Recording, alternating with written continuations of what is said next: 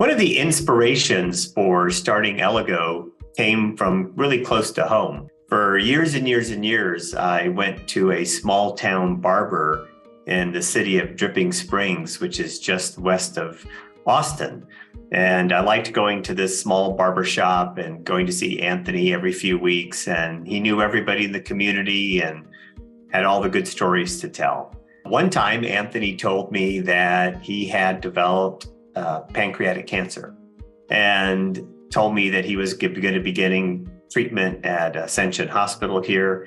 And we talked a little bit about it. And I thought, well, this is something that it's an area that I've spent the last 25 years of my life working in clinical trials, and told him that, hey, at the right time, if conventional treatments don't work, I'd love to help him find a trial that could help him and prolong his life and maybe help others.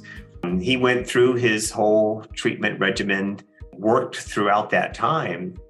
And when the time came, I went and dutifully looked up trials that would be applicable to him and came back to him and said, here, Anthony, here's some trials you could do. And all of them were at MD Anderson in Houston.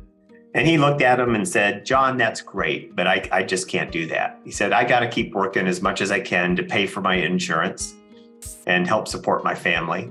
I don't want to be away from my family that long.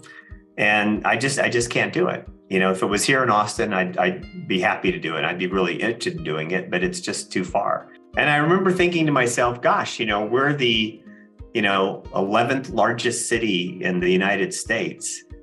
And yet we don't have an option for him locally. And that seemed a little crazy. And we also have, a patient here who had interest in participating. There's some biotech company that's waiting to get a new treatment on the market that would love to have another patient to see that their product work. There's millions of patients who could use a new treatment on the market that are now going to wait a little longer for that treatment. And I'm sure those physicians running the clinical trials are also sitting back waiting for that. And it all came because there's only a few sites doing a trial that he didn't have access because it wasn't near him. And I thought, this is sort of crazy. We should be able to find a way to enable more physicians to offer clinical trials so that their patients can participate without putting all of this burden on the patients. Unfortunately, we weren't able to solve this for Anthony. He passed away.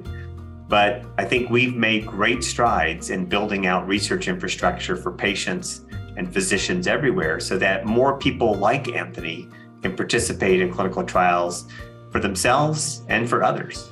That's why we're doing what we're doing at Elligo.